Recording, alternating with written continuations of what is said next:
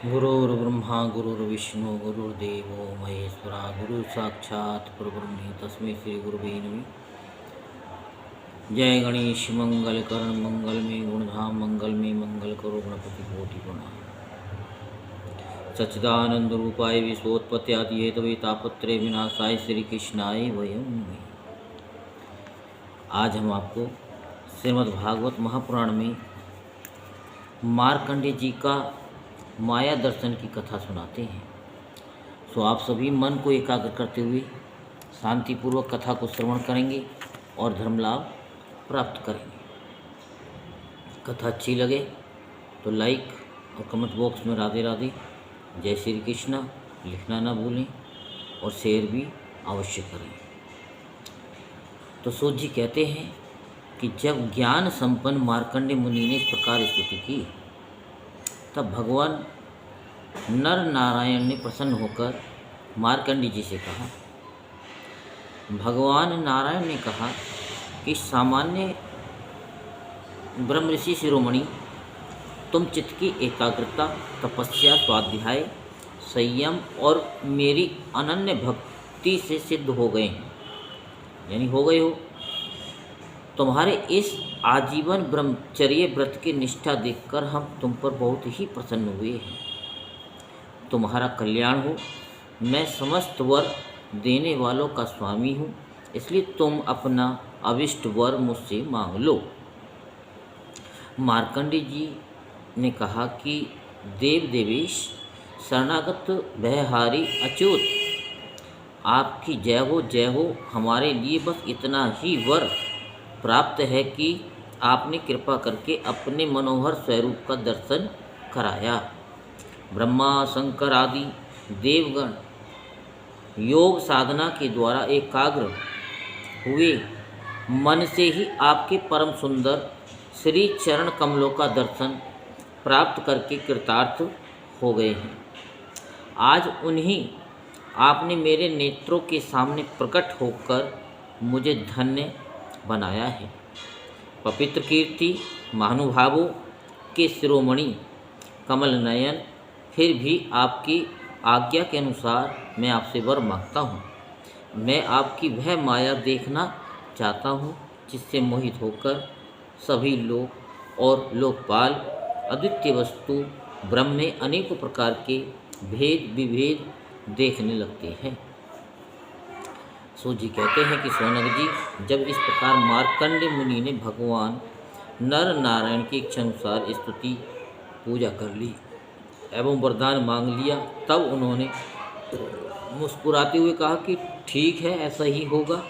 इसके बाद वे अपने आश्रम बद्रीवन में चले गए। मार्कंडेय मुनि अपने आश्रम पर ही रहकर निरंतर इस बात का चिंतन करते रहते कि मुझे माया का दर्शन कब होंगे। वे अग्नि, सूर्य, चंद्रमा, जल, पृथ्वी, वायु, आकाश एवं अंतःकरण में और तो क्या सर्वत्र भगवान का ही दर्शन करते हुए मानसिक वस्तुओं से उनका पूजन करते रहे। कभी कभी तो उनके हृदय में प्रेम की ऐसी बाढ़ आ जाती थी कि वे उसके प्रवाह में डूबने उतराने लगते। उन्हें इस बात की भी याद न रहती कि कब कहाँ किस भगवान की पूजा करनी चाहिए। शौनक जी, एक दिन की बात है, संध्या के समय उस भद्रा नदी के तट पर मार्कंडेय मुनि भगवान की उपासना में तन्मय हो रहे थे। ब्रह्मन उसी समय एकाएक बड़े जोर की आंधी चलने लगी। उस समय आंधी के कारण बड़ी भयंकर आवाज़ होने लगी और बड़े विकराल बादल आकाश में मंडराने लगे।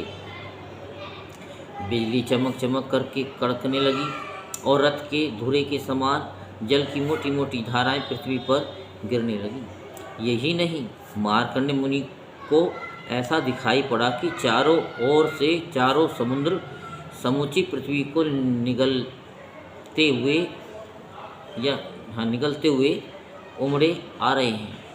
आंधी के वेग से समुद्र में बड़ी बड़ी लहरें उठ रही हैं, बड़े भयंकर भंवर पड़ रहे हैं और भयंकर ध्वनि कान फाड़े डालती है। स्थान स्थान पर बड़े बड़े मगर उछल रहे हैं। उस समय बाहर भीतर चारों ओर जल ही जल दिखता था।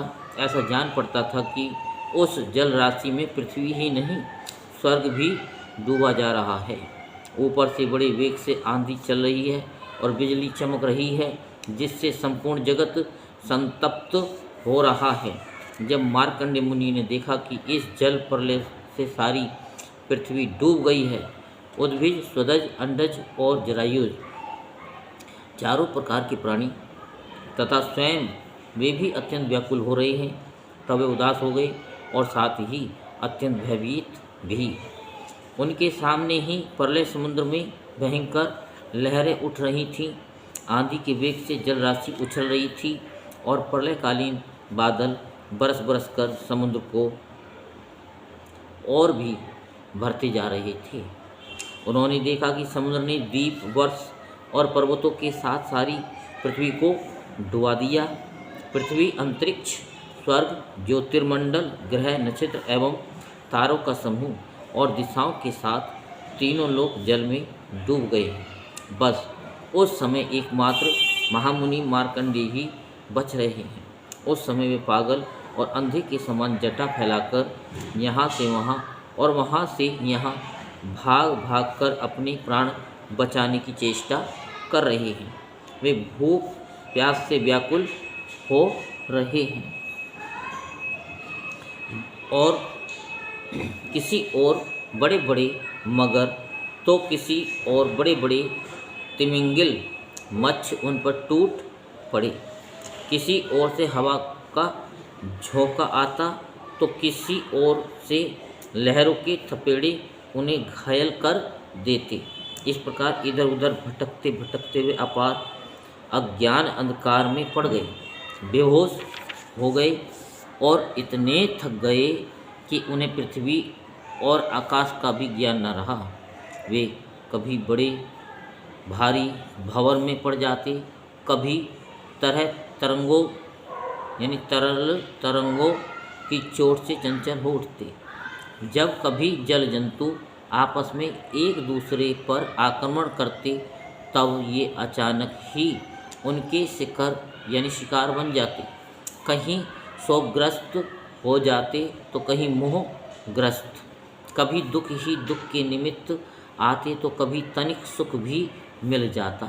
कभी भयभीत होते, कभी मर जाते तो कभी तरह तरह के रोग उन्हें सताने लगते।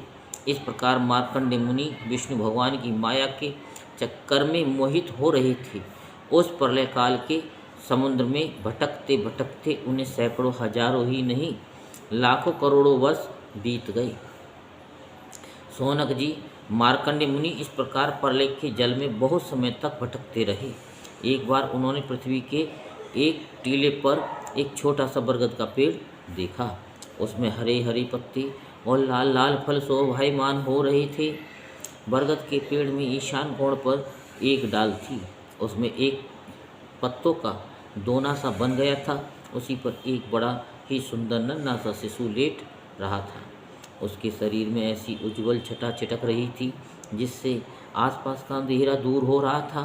वह शिशु मरकतमणि के समान सांवला सांवला था। मुख कमल पर सारा सौंदर्य फूटा पड़ता था।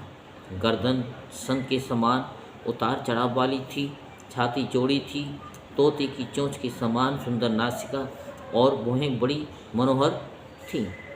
काली काली घुंघराली अलके कपोलों पर लटक रही थीं और श्वास लगने से कभी कभी हिल भी जाती थी।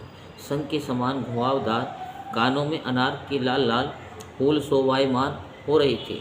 मूंगे के समान लाल लाल होठों की कांति से उनकी सुधामयी श्वेत मुस्कान कुछ लालिमा मिश्रित हो गई थी। नेत्रों के कोने कमल के भीतरी भाग के समान तनिक लाल लाल थे। मुस्कान और चितवन बरवस हृदय को पकड़ लेती थी। बड़ी गंभीर नाभि थी। छोटी सी तोंद पीपल के पत्ते के समान जान पड़ती और श्वास लेने के समय उस पर पड़ी हुई बले तथा नाभि भी हिल जाया करती थी। नन्हे नन्हे हाथों में बड़ी बड़ी सुंदर सुंदर अंगुलियां थीं। वह शिशु अपने दोनों कर कमलों से एक चरण कमल को मुख में डालकर चूस रहा था। मार्कंडेय मुनि ये दिव्य दृश्य देखकर अत्यंत विस्मित हो गए।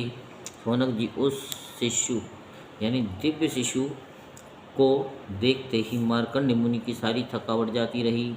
आनंद से उनके हृदय कमल और नेत्र कमल खिल गए, शरीर पुलकित हो गया। उस नन्हे से शिशु के इस अद्भुत भाव को देखकर उनके मन में तरह तरह की शंकाएं, ये कौन है इत्यादि आने लगी और वे उस शिशु से ये बातें पूछने के लिए उसके सामने सर गए।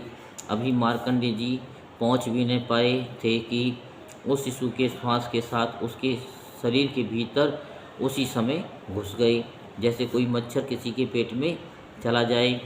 उस शिशु के पेट में जाकर उन्होंने सब की सब वही दृष्टि देखी जैसे प्रलय के पहले उन्होंने देखी थी। वे सब विचित्र दृश्य देखकर आश्चर्यचकित हो गए। वे मोहवश कुछ सोच विचार भी न सके।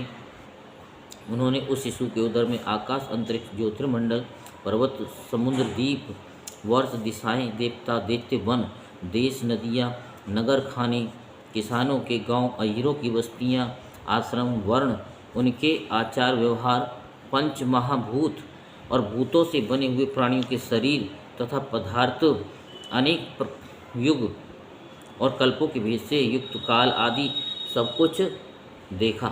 केवल इतना ही नहीं, जिन देशों, वस्तुओं और कालों के द्वारा जगत का व्यवहार संपन्न होता है वह सब कुछ वहाँ विद्यमान था। कहाँ तक कहें, ये संपूर्ण विश्व न होने पर भी वहाँ सत्य के समान प्रतीत होते देखा। हिमालय पर्वत, वही पुष्पभद्रा नदी, उसके तट पर अपना आश्रम और वहाँ रहने वाले ऋषियों को भी मार्कंडेय जी ने प्रत्यक्ष ही देखा। इस प्रकार संपूर्ण विश्व को देखते देखते ही वे उस दिव्य शिशु के श्वास के द्वारा ही बाहर आ गए और फिर प्रलयकालीन समुद्र में गिर पड़े। अब फिर उन्होंने देखा कि समुद्र के बीच में पृथ्वी के टीले पर वही बरगद का पेड़ ज्यों का त्यों विद्यमान है और उसके पत्ते के दोने में वही शिशु सोया हुआ है। उसके अधरों पर प्रेमामृत से परिपूर्ण मंद मंद मुस्कान और अपनी प्रेमपूर्ण चितवन से वह मार्कंडेय जी की ओर देख रहा है। अब मार्कंडेय मुनि इंद्रियातीत भगवान को जो शिशु के रूप में क्रीड़ा कर रहे थे और नेत्रों के मार्ग से पहले हृदय में विराजमान हो चुके थे, आलिंगन करने के लिए बड़े श्रम और कठिनाई से आगे बढ़े। परंतु शौनक जी, भगवान केवल योगियों के ही नहीं, स्वयं योग के भी स्वामी और सबके हृदय में छिपे रहने वाले हैं। अभी मार्कंडेय मुनि उनके पास पहुंच भी न पाए थे कि वे तुरंत अंतर्ध्यान हो गए। ठीक वैसे ही जैसे अभागे और असमर्थ पुरुषों के परिश्रम का पता ही नहीं चलता कि वह फल दिए बिना ही क्या हो गया। शौनक जी, उस शिशु के अंतर्ध्यान होते ही वह बरगद का वृक्ष तथा प्रलयकालीन दृश्य एवं जल भी तत्कालीन हो गया और मार्कंडेय मुनि ने देखा कि मैं तो पहले के समान ही अपने आश्रम में बैठा हुआ हूँ। बोलो वृंदावन बिहारी लाल की जय, बोलो बांके बिहारी लाल की जय। मार्कंडेय जी को भगवान शंकर का वरदान की कथा कल हम आपको सुनाएंगे, इसलिए चैनल को सब्सक्राइब करके जरूर रखें। जय जय श्री राधेश्याम, जय जय श्री राधेश्याम, जय जय श्री राधेश्याम।